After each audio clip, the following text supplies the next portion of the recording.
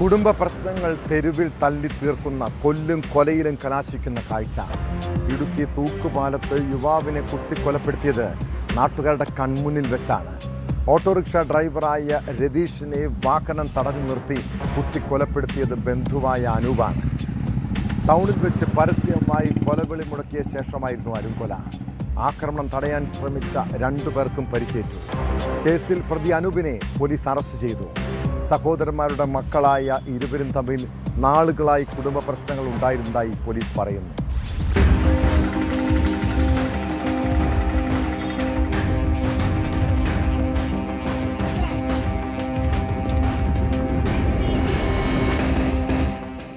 വൈകിട്ട് 7ഓടെയായിരുന്നു സംഭവം. രതീഷും സുഹൃത്തുക്കളും സഞ്ചരിച്ചിരുന്ന ഓട്ടോ തടഞ്ഞു നിർത്തി അനൂപ് ആക്രമിക്കുകയായിരുന്നു. കൊല്ലപ്പെട്ട രതീഷിന്റെ പിതൃ സഹോദരപുത്രനാണ് അനൂപ്. ഇരുവരും തമ്മിൽ കുടുംബ പ്രശ്നം നിലവിലുണ്ട്.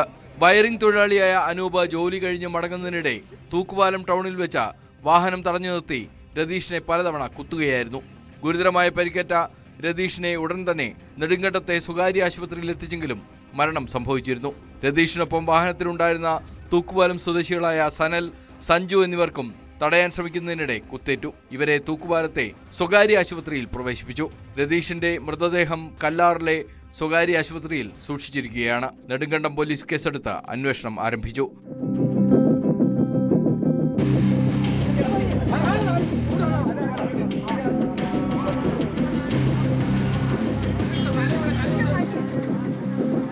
ന്യൂസ് 18 ഇടുക്കി.